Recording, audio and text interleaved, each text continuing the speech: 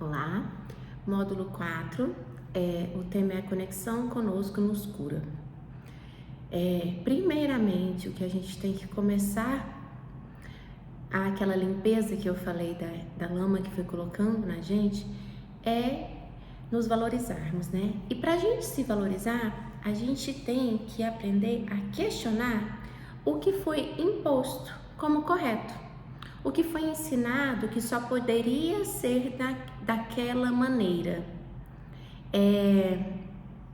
A beleza é ensinada, o corpo da mulher, ele precisa ser de X formato. As sensações aprovadas, é interessante que, se a gente observar, até a forma de fazer sexo, a forma de se envolver com uma pessoa, de beijar, até isso é delimitado pelos meios de comunicação. Então, a dominação é tão grande desse coletivo, dessa sociedade que tenta colocar todos como iguais, que entra até na intimidade das pessoas. Então, a gente precisa aprender a questionar isso. O rosto tem que ser assim, o corpo tem que ser assim. Nós estamos numa fase agora de harmonização facial. Eu realmente quero isso? É o que eu estou buscando? Isso é importante para mim ou isso é importante porque eu acredito que se eu for assim, pessoas do grupo tal irão me aceitar? Porque a vida da gente, o tempo que nós temos aqui, ele precisa ser distribuído. Então, quando eu escolho o formato que eu vou distribuir este tempo, eu escolho a vida que eu vou levar. Então, se eu vou distribuir nisso, se eu vou distribuir em agradar um grupo X ou me esforçar para estar inserido numa turma X, Y, é maravilha. Eu só tenho que entender qual esforço eu tenho que fazer para entrar nessa turma. Ou não seria mais interessante ir num lugar, estar com pessoas que eu posso simplesmente ser eu. Mas para estar assim, primeiramente eu tenho que descobrir quem eu realmente sou. Porque muitas vezes a gente vive durante muito tempo na nossa vida sendo o que esperam que a gente seja, fazendo o que esperam que a gente faça. A gente já é um ser humano quando nasce. Nós já temos muitas, muitas coisas cravadas em nós já temos toda uma história. Isso que eu estou falando é sobre a teoria de Jung, tá? Jung chegou a essa conclusão de que até por meio dos sonhos era perceptível que existe uma vida antes da gente nascer e vai existir uma vida depois da gente nascer. O de depois que ele fala é porque os sonhos das pessoas que estão próximas à morte geralmente são sonhos relacionados a um início de uma jornada diferente. Então, por meio disso, ele acredita que se aqui, né, não acabou após a morte, não acabou, também antes já existíamos, porque a gente já chega com muitos dons, temos coisas inatas em nós. Então, nessa perspectiva é que a gente precisa se reorganizar. Essa conexão conosco é importante para que a gente se observe e se olhe. E é interessante que quando a gente vai olhar, o que é passado para nós é que tudo que sai do que é pré-determinado, do que já foi feito, do que existe uma caixinha muito pequena do que é considerado correto. Aquele comportamento X é correto, estar ali é correto, ter que chegar em tal horário no almoço de domingo na casa da avó é correto. Se você não vai, você tá fora. Então, tem uns corretos que a gente às vezes não questiona por querer ser boazinha. Ou você pode também ser a mulher que sempre questionou e foi taxada de má, chata. Também tem esse outro vértice, né?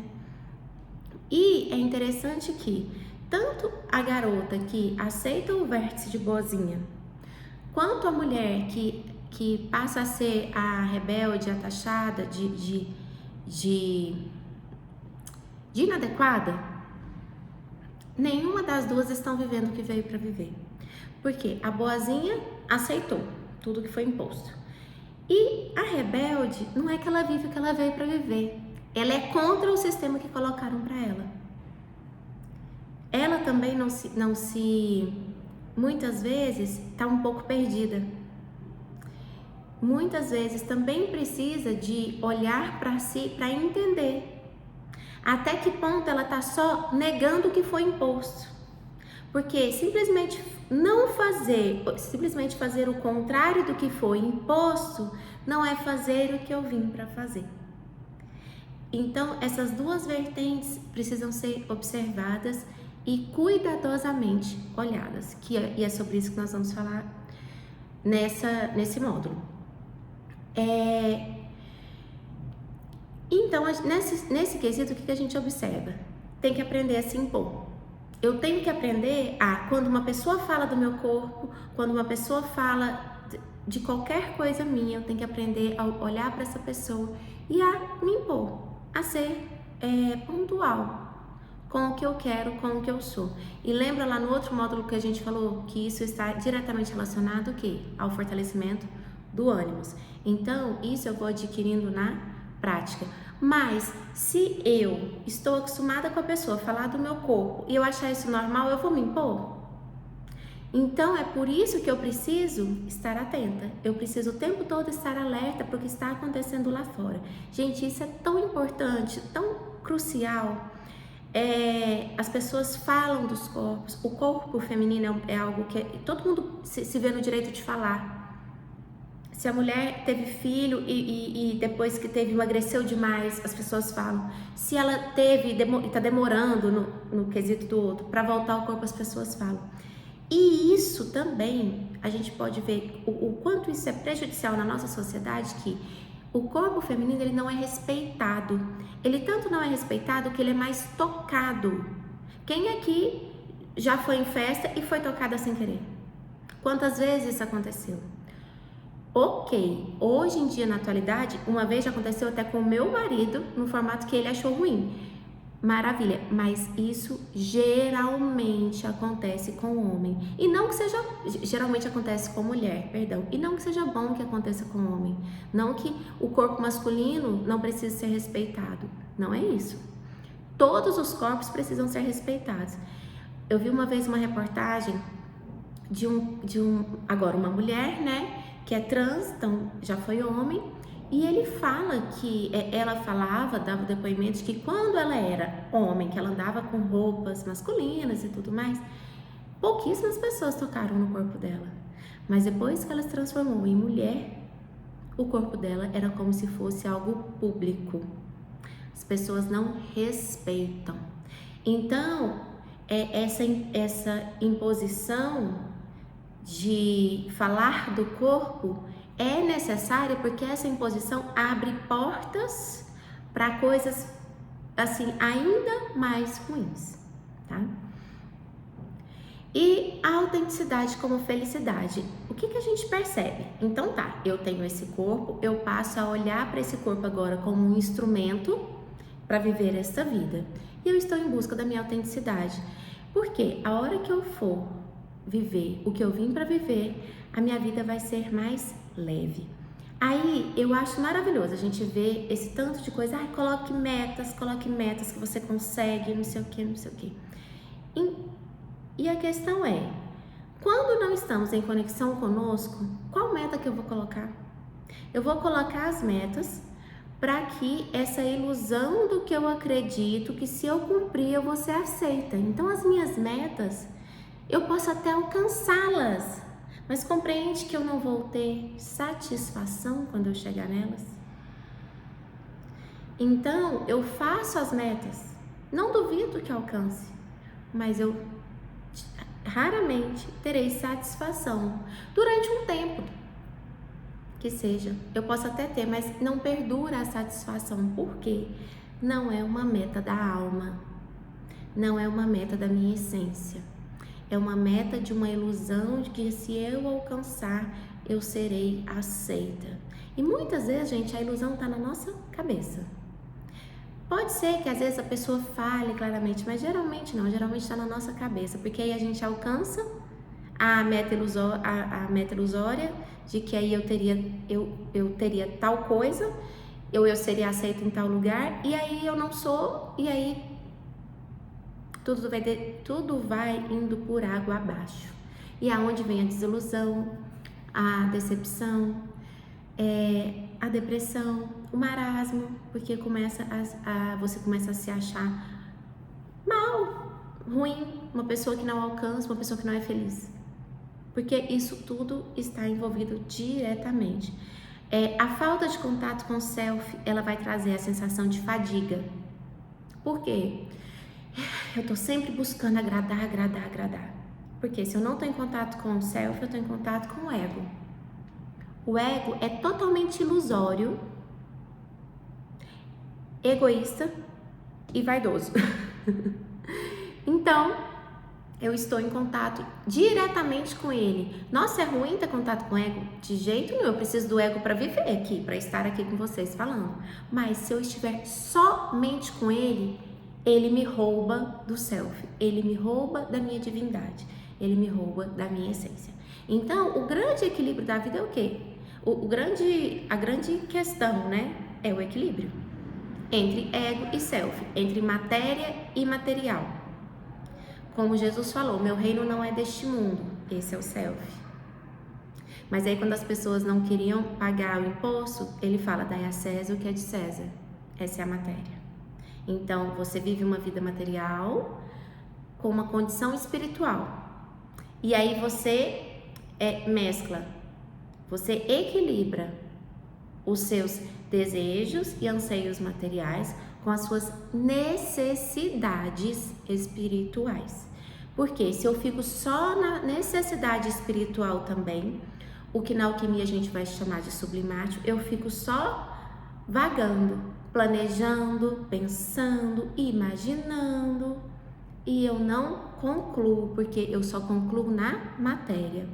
Então, por que a gente tem que ficar tanto indo lá no self, buscando coisas e trazer para cá? Para eu ter uma rotina significativa. Por mais que eu esteja cozinhando o alimento da minha família, eu estou cozinhando integralmente ali, me sentindo bem. Porque eu estou conectada, eu sonhei, eu dormi, eu sonhei, eu entendi coisas durante o meu sonho, eu acordei, sonhei, vamos supor, com uma sombra, olhei para aquilo.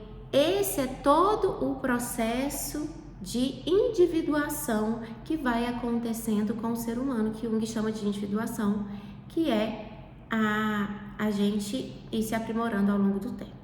Então, isso é importante porque a falta de contato com o self vai fazer com que você se sinta frágil. É aquela pessoa que, nossa, você acha até que ela quebra. Às vezes ela não consegue abrir uma garrafa de refrigerante, assim, não, ela é total assim, ai, não pode encostar, não pode falar muita coisa perto dela também, porque senão ela se sente ofendida, muito melindre. Depressão, é muito comum isso acontecer, porque a energia vai estagnando, porque eu vou agradando aos outros, eu vou ficando frustrada com aquilo porque eu nunca me agrado. E aí eu começo realmente a ter uma baixa de energia. E a depressão vem como uma doença e que precisa ser olhada, tá? Confusão. Dificilmente você sabe o que você quer. Por quê? Tem gente demais para agradar, né? O ego, ele te enche de ilusões. O viver fixado no ego faz isso. Então, é coisa demais para agradar, e aí você não sabe nem o que você faz direito, porque nada é genuíno seu. É interessante, igual quando a gente vai fazer a interpretação de sonhos, que você fala, aí conversando com o paciente, quando você fala assim, e aí ele te dá o sonho, e às vezes a gente dá um feedback auxiliando na interpretação de sonho, quando a pessoa faz até assim, é isso. Então, quando é o meu sonho, eu sei. Quando é o que eu quero, eu sei. A energia muda. A energia do que vem do self, ela é calma, ela é gostosa de sentir, ela é integrada comigo, porque ela veio da minha melhor parte, ela não veio da parte de ninguém. Então, uma ideia, o insight, quando vem do self, ele é bom, ele é tranquilo. Eu não tô falando que ele não é trabalhoso. Pode ser que eu tenha um insight de fazer uma coisa que vai ser trabalhosa. Entretanto, vai ser o próprio processo vai ser uma cura, geralmente, desses insights que a gente tem. Por quê? Veio da minha melhor parte. É o meu recado, é pra mim. Enquanto quando é do ego, são coisas que nos agitam, que nos deixam ansiosos. Por isso é tão importante parar, respirar, fazer uma conexão conosco, para entender o que eu quero neste momento. O Theta Healing, não sei se alguém já ouviu falar, se você já ouviu falar, é uma ferramenta interessantíssima para isso, e meditação também, e tantas outras ferramentas que nós temos hoje, né? Outra coisa que a gente, quando nós estamos ligadas ao self, a gente se sente amordaçada. É como se a gente estivesse amarrada. Vocês já tiveram a impressão disso? Como se você não conseguisse se mexer. E você tenta espernear, tenta fazer as coisas, mas não consegue. Você não consegue sair dali, porque aquilo não é seu. Desestimulada, a gente se sente assustada, tem medo das coisas, tem medo até de ser grande.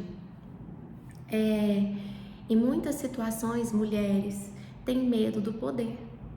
Por quê? A gente cresce para cuidar da casa. Muitas criações foram assim. Não sei o que vocês escutaram, mas eu escutei absurdos como se eu ganhasse muito, eu não seria uma mulher casada. Então eu tinha que reduzir minha renda, né? Se eu quisesse ter um casamento saudável. Aonde está escrito isso? Aonde que arrumaram isso? Não sei, mas era o que me diziam. Então assim, e aí a gente escuta muitas coisas. Então, mulheres sim têm muito medo do poder. E geralmente, a voz que tá lá falando na cabeça dela que não pode, que não pode, que não pode, igual a gente já estudou, é o complexo materno, tá? Então a gente se sente sem inspiração, sem expressão, não pode falar. Em muitas famílias, a mulher não tem voz, a mãe não tinha voz, fazia só o que o homem mandava. Então eu não posso me expressar. Sem significado, envergonhada, por quê? Quando a pessoa tinha um talento e uma vez que ela às vezes resolveu mostrar um pedacinho desse talento, fizeram chacota dela. Então ela guarda aquilo e sente vergonha de muita coisa. A timidez excessiva também gente, tem tudo a ver, tem muito a ver com isso. Fúria crônica, uma pessoa que não vive a própria vida, muitas vezes ela vai ser enfurecida, sim, porque é revoltante você viver só para agradar os outros. Quem gosta disso? Então isso acontece sim. E a pior de todas que eu acho, instável. Você ser uma pessoa instável. Se eu sou uma pessoa instável, eu tenho como confiar em mim? Eu tenho como planejar um projeto? E eu, Luana, não planejo, não faço planos com uma pessoa que eu não confio. Então, se eu sou uma pessoa instável, eu não confio em mim, eu não faço planos comigo, eu não conto comigo, eu não sou confiável. Eu não sei o que eu vou fazer daqui a 5 minutos. Então, assim, é uma situação que isso no dia a dia vai te trazendo cada vez mais doenças, cada vez mais insegurança, onde a gente pode chegar em ansiedade, em ataque de pânico, e aí por aí vai. Por quê? Eu sou instável. Não consegue insistir no próprio crescimento. Geralmente, o que é bom para mim, eu desisto na primeira oportunidade. Eu tenho complexo de abandono paterno. E quando eu descobri isso, igual eu falei pra vocês, 50%, né, a energia já saiu do inconsciente, veio pro consciente, e eu descobri isso num sonho que eu sonhei que eu era mendiga. E aí a gente foi interpretando e eu descobri isso, tá? Então eu tenho esse complexo de abandono. Eu precisava do meu pai agora para me abandonar? Não.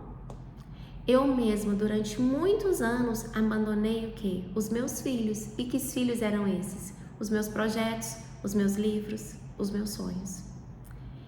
E era interessante que eu não precisava de algo estrondoso acontecer. Não, era uma coisinha. Era como se algo já falasse assim, ai, ainda bem que isso aconteceu, agora eu posso abandonar tranquila. Entendem que é totalmente o inconsciente falando pra gente? Entende que é totalmente a cabeça da gente falando? E são esses diálogos internos que a gente tem que observar. Eu já recebi esses diálogos internos há muito tempo e eu não entendia, eu não ouvia, eu não queria ouvir. Muitas vezes a gente não quer ouvir, a gente não quer olhar o que está sendo mostrado para nós. E aí teve uma vez que eu ouvi e falei, nossa, uai, como assim? Porque eu sabia, então eu tinha saído do inconsciente para o consciente, mas eu ainda não tinha colocado em prática parar de me abandonar. E aí foi quando eu comecei a colocar em prática parar de me abandonar. E é fácil? Não é, gente. É algo trabalhoso e que geralmente é ideal que seja feito com algum acompanhamento de um terapeuta, porque a gente vai esbarrar várias vezes, a gente vai escorregar várias vezes e é completamente natural que isso aconteça. O processo de individuação, eu acho interessante que muitas vezes a gente começa esse processo de transformação e tudo mais, a gente quer tudo muito rápido e começa a ter muita pressa. E aí a gente também escorrega. Essa pressa é violência comigo. E aí eu que estou no processo de transformação, para que eu me ame, para que eu me conheça, para que eu me trate melhor, estou me colocando com pressa, estou me agilizando e estou sendo violenta comigo. Entende? Por isso é tão importante estar atento o tempo todo, tá? Outra coisa que a falta de contato com o self vai trazer é ser exageradamente domesticado. Eu adoro essa frase. É do livro Mulheres que Correm com os Lobos, tá? O que é isso? É obedecer, assim, obedecer tudo certinho. Nossa, Luana, então não vou pagar meus impostos? Não, não é isso que eu tô falando. O que eu tô falando é que você pode ampliar, você pode ser além do que delimitaram que você deveria ser. É só isso. No intelectualismo, né? O que o intelectualismo faz, Luana? Ele impede que os insights fluam. Ele impede que a gente tenha contato com a nossa intuição. Por quê? Tudo tem que ser muito explicado. Como é que explica a intuição, gente? Como é que explica que simplesmente um dia eu acordei e entendi que eu tinha que fazer tal coisa? Como é que explica? Tem alguma explicação racional para isso? Não tem. Então, se esse intelectualismo, essa domesticidade, muitas pessoas se escondem no trabalho também, tá? Excesso de trabalho e tudo. Isso tudo que eu falei, sabe o que são esses lugares? São lugares mais seguros para quem perdeu seus instintos. Por quê? Esses lugares são aonde? Intelectualismo, o excesso de trabalho, é o quê? É o ego. É a falsa segurança que o ego traz.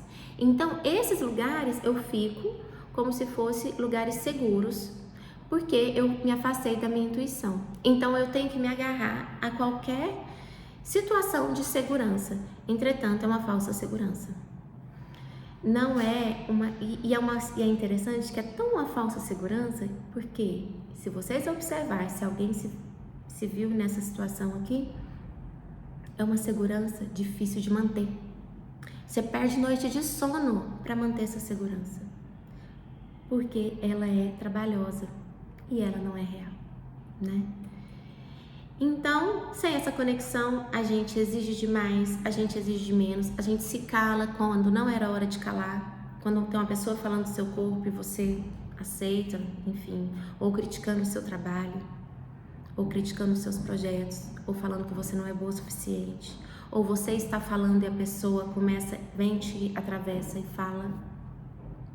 A gente cala quando não deveria calar, tá? O contato com o self, ele é um instrumento regulador, igual eu falei do equilíbrio, né? Matéria e material.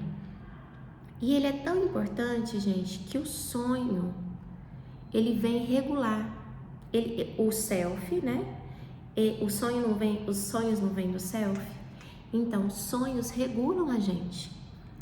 Existem sonhos, por exemplo, eu já sonhei muito, que estava caindo. Essa coisa de você sonhar que está caindo. O que é isso? Muitas vezes você está se achando muito mais do que você é, então você precisa cair na realidade. Vamos lá. Tá muito no que a alquimia vai chamar de sublimático, que é o elemento ar, e precisa aterrar para realizar. Então, por meio dos sonhos, a gente se equilibra. Alguém aqui já sonhou que estava batendo em alguém? Eu já. Acordei ótima, super bem, feliz, estava até feliz com quem eu tinha batido. Por quê? Essa energia precisava ser liberada. Quando eu liberei essa energia, que seja por meios oníricos, eu consigo me equilibrar. Eu volto pro prumo, vamos dizer assim. Eu me restabeleço, tá? Então é importante. Uma rotina significativa, ela acontece quando eu trago insights da intuição, do self, do inconsciente. Por que essa rotina se torna significativa? Sabe por quê? Porque aí eu começo a fazer o que eu vim para fazer, eu começo a ser o que eu sou e principalmente eu saio do frívolo, eu saio do supérfluo, eu saio do superficial e eu começo a viver uma vida profunda, eu começo a viver uma vida com significado. Como isso acontece? Gente, casamento, início de casamento, quando tudo é festa e tal, e aquela coisa, aí você começa a ver que conviver com outro é difícil, e aí você vai, e se você for só por meio do ego, que o que é que o ego te fala? Não, isso não pode. Ó, tudo que você ouviu na infância, tá aqui, o pai e mãe aqui, ó, falando, e o pai e mãe do outro lá falando do mesmo jeito, não é? E se eu ficar só escutando essas vozes, não filtrar em nada, eu vou acabar com esse casamento. Agora, se eu sou uma pessoa que estou em processo de transformação, às vezes eu sonho com alguma coisa. Eu já sonhei muitas coisas que você percebe que você está agindo errado. Às vezes sonho até mesmo esse sonho que eu dei o exemplo de estar caindo. Às vezes eu, como esposa, estava achando que eu estava bem demais, sendo boa demais, que o outro às vezes nem me merecia. E nem é assim. Então, esse contato direto com o self, com a nossa divindade, ele vai trazer uma vida de sabedoria, uma vida harmônica para nós. E uma forma de estabelecer esse contato também é como descobrir uma arte que me alimenta. Ah, Luana, então eu vou virar artista. Não, você vai continuar trabalhando no seu trabalho se você quiser, enfim, se você se sente bem. Mas, gente, cuidar de um jardim, escrever, bordar, pintar, algo que alimente a alma, algo que você faça para você e que você se sinta bem fazendo aquilo. Nossa, eu não sei o que eu faço. Procure, busque, vá atrás. Ah, comecei a bordar, detestei, maravilha. Vamos para o outro, vamos pintar. Ah, então vai dançar, vai. Procura, acha. E um dos formatos, uma das coisas que vai facilitar você achar é aquilo que a gente falou lá no primeiro módulo. Olhar para as pessoas que fazem coisas que você admira muito e fazer, ou que você detesta e fazer. E o que acontece? Não precisa ser algo que receba reconhecimento dos outros, porque é simplesmente algo para nutrir a sua alma, é simplesmente algo para colocar você em conexão com você, para te tirar da rotina maluca e estabelecer uma conexão com o self. E ali naquele momento, muitas vezes você recebe insights, você sai dali mais leve, às vezes você sai com soluções de questões, enfim. A arte, ela sempre vai ajudar a gente a nos equilibrar. Jung traz ele fala do sublimar, né? Que é você pegar uma dor e transformar em arte. O meu primeiro livro, o primeiro romance, eu escrevia poesia desde muito pequena e tudo, mas o primeiro romance que eu escrevi veio de um momento de muita dor. Veio de um momento de uma situação que eu não sabia como lidar com a dor. E era enlouquecedor. E aí eu descobri que quando eu escrevia, aquilo aliviava. Virou um livro. Ok, poderia não ter virado. Poderia ter sido simplesmente algo terapêutico. Mas o sublimar é isso. É você pegar uma energia que você não está sabendo o que fazer com ela e colocar no papel. E fazer disso uma dança, enfim. Tem um mito que fala dos 3 rabinos, que eles viram a estrela principal, eles viram Deus. E um ficou deslumbrado e só falava disso. Com o tempo ele enlouqueceu e foi internado, enfim, o fim dele foi esse. Outro ignorou, falou que aquilo não aconteceu. Não, ele não viu aquilo. Aquilo não aconteceu para ele. Ele viu, tá? Mas ele negou que viu. E ele ficou angustiado, não conseguiu voltar a conviver com as pessoas e se isolou no deserto. E o outro era um artista, ele fez uma música para a filha sobre isso e conseguiu viver em paz. O que é isso? O outro, ele transformou algo sublime, ou ele transformou algo grandioso, algo além da matéria, ele transformou em matéria, transformou em música, pronto, tá aqui. Então ele pegou algo do além, vamos dizer assim, transformou em música, sublimou e conseguiu transformar a energia forte que é o contato com Deus. Simbolicamente isso é o quê? O contato com o self. Então é assim que a gente consegue trazer para uma rotina significativa. É assim que a gente consegue trazer os materiais, né, as informações do self, do inconsciente para a consciência e transformar a nossa vida, tá? Por quê?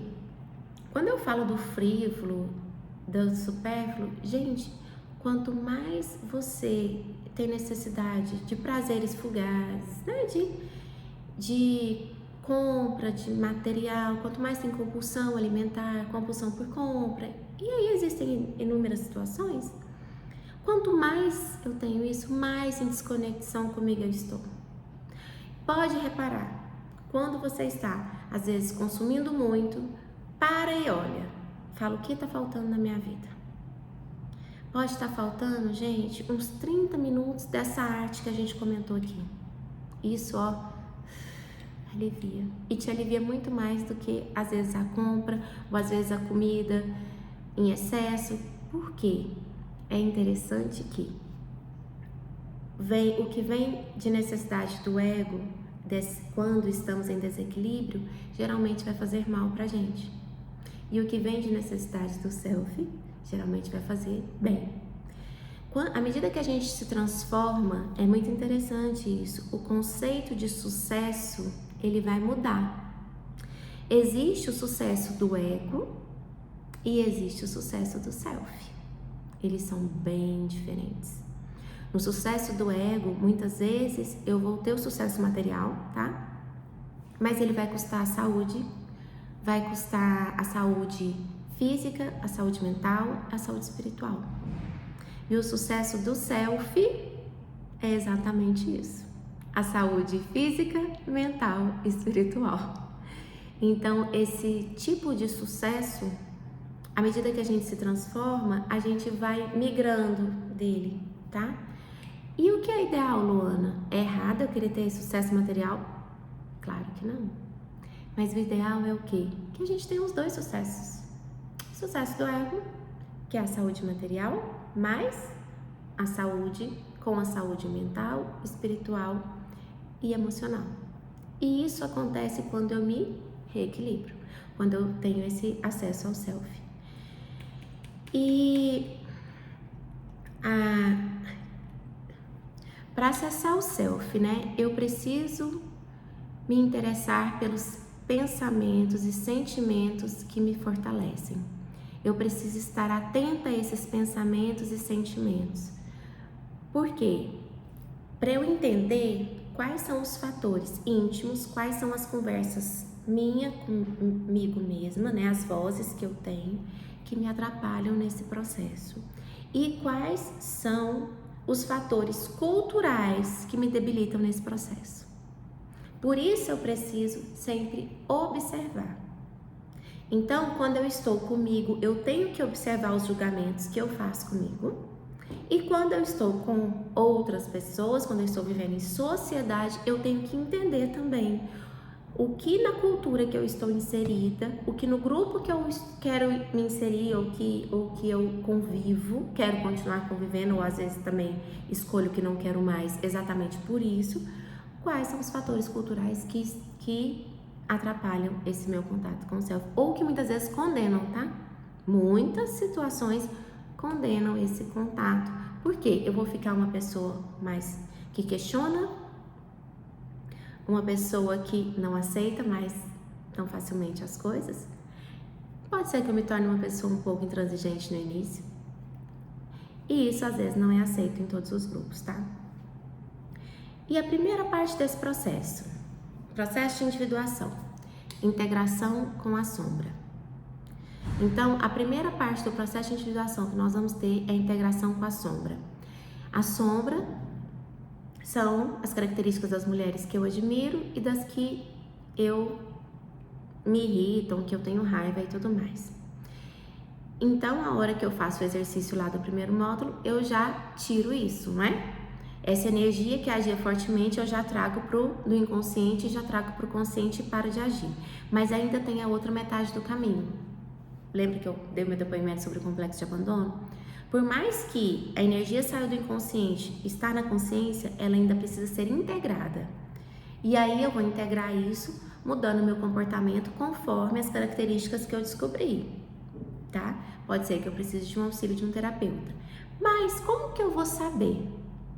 Por meio dos sonhos. Os sonhos, quando a gente começa a sonhar que está comendo, comer em sonho é integração de conteúdo. Então, quando eu sonho que eu estou comendo, é sinal de que eu estou, sim, conseguindo me transformar e integrando o conteúdo. E olha que interessante, muitas vezes a gente sonha, quando a gente começa esse processo, a gente sonha às vezes só com um prato na frente. E a gente não come ainda, ou seja, eu estou me preparando. Tudo é um processo, não é mesmo? E o próprio sonho vem mostrar isso pra gente. Próximo passo, o fortalecimento do ânimos, né? Com a sombra integrada é mais fácil reconhecer a voz do ânimos, do algoz em nós. Existe um conto que chama o Barba Azul, esse conto. Eu vou contar muito brevemente, tá? Esse conto é assim, é um rapaz de barba azul que quer conquistar uma mulher para se casar. E ele leva as 3 irmãs e a mãe para o bosque, um dia no passeio, e eles fazem um piquenique, elas andam a cavalo e tudo mais, e voltam para casa. Quando voltam para casa, as irmãs mais velhas falam que não querem mais ele, que não gostaram daquilo. E a irmã mais nova, é uma frase clássica, gente, ela vira e fala: "Ah, a barba dele nem é tão azul assim." Ou seja, ela tá vendo que a barba é azul, mas ela nega. Ela fala que a barba nem é tão azul assim. O que é isso? É a situação da menina boazinha. Ela aprende a negar o que vê. Então ela se casa com o barba azul, porque a barba dele nem é tão azul ainda. E aí é quando ela vai sofrer as situações lá do conto, ela descobre que ele mata as mulheres com as quais ele se casa e tudo mais. Mas o ponto que eu quero falar é que esse ânimos, esse barba azul, existe em nós. Esse homem que mata as mulheres, esse homem que denigre, essa parte masculina que denigre todo o que é bom, tudo que você... Sabe aquela voz quando você pensa assim, ah, eu vou fazer tal coisa porque eu sou boa nisso, e vem uma voz e fala: quem disse que você é boa? é o Barba Azul. Então, essa voz dentro de nós, ela fica mais explícita quando a gente integra a sombra. À medida que a gente vai integrando a sombra, que a gente já está num processo terapêutico, é claro, então a gente consegue reconhecer mais a voz desse predador da psique, tá? Uma ferramenta maravilhosa que nós temos são os mitos. Eles são usados também para a cura. Os mitos estão recheados de arquétipos, e os arquétipos, cada arquétipo traz uma parte nossa. Então, a gente, por meio dos estudos das histórias, dos contos, da mitologia, a gente vai conseguindo acessar, a gente vai conseguindo conhecer partes nossas. A gente, como mulher também, nós vamos ter muitas deusas na mitologia, enfim, que a gente consegue acessar por meio dos mitos. Essas histórias apresentam um insight. A gente, geralmente, quando você escuta um mito, você não está escutando ele racionalmente. Olha só o que os deuses faziam, eles matavam filhos, aí outro ia lá e costurava o filho de volta. Então, assim, é algo totalmente para te tirar do racional, para te tirar da lógica, para você penetrar nesse mundo do insight, para você deixar a sua razão de lado e escutar a história com a alma. Tá? A gente tem mitos que na verdade foi a esposa, Osíris, né, o irmão, pica o corpo dele em 14 pedaços e toda noite a esposa vai lá e junta os pedaços do marido. Então, assim, isso é estranho, não tem lógica nenhuma? Sim, os mitos são desse jeito, até porque são arquétipos, são energias muito fortes que cada personagem tem, porque nós temos cada um daquilo. Então, a gente tem a força da esposa que reconstrói o marido todas as noites, entendeu? A gente tem a força de Maria, da mãe. A gente tem também o desprendimento de Afrodite, que é uma mulher que é sedutora. Então a gente também tem essa sedução na gente. E é ruim ter? Claro que não. O que é ruim? Quando eu me prendo num arquétipo. Quando eu vivo só mulher sedutora. E aí eu não quero ser mais nada. Pode ser que eu viva mulher sedutora durante uma fase, mais tempo na minha vida. Ok, mas aí eu saio, vivo a mãe, mãe não necessariamente de pessoas. Pode ser um projeto, pode ser um projeto nosso, pode ser um filho. Então eu vou caminhando entre as energias desses arquétipos. E como que eu vou conhecer essas energias? Como que eu vou conhecer? Como que eu vou saber sobre isso? Por meio dos mitos. Então, as histórias são curadoras. Durante muitos anos, os ensinamentos foram passados por meio das histórias orais, né? Então, quando eu mantenho contato com o self, eu sei também o que deve morrer e o que deve viver. Eu consigo viver essa vida cíclica que a mulher tem. Como? Como assim, Luana? Gente, num relacionamento. Então eu sei quando eu vou deixar o meu namorado, enfim, eu sei quando o relacionamento vai acabar, se eu estou em contato com o self? Sim, mas mas vamos dizer assim, até num casamento ou num namoro mais longo, dentro de um relacionamento, a gente tem as fases que a gente deixa morrer para outra fase nascer. Um jovem casal, quando tem o primeiro filho, aquele jovem casal precisa morrer para o casal de paz nascer. Um casal idoso, quando os filhos saem de casa, aquele casal, aquela relação ali agora ela vai morrer para outra nascer, dentro de um casamento só, dentro de um relacionamento só. Por quê? À medida que a vida muda, a gente permite que morra a situação, que morra aquele momento, para o novo vir, para o novo nascer. Então esse contato com o self traz isso. No trabalho também, morreu uma fase minha no trabalho, vai nascer outra, talvez troquei de cargo, troquei de função, esse aqui eu vou deixar morrer, para que o outro nasça, porque para nascer precisa morrer. Então, esse permitir que a vida flua, quando eu estou em contato com o self, eu aceito isso e eu tenho a visão disso, tá?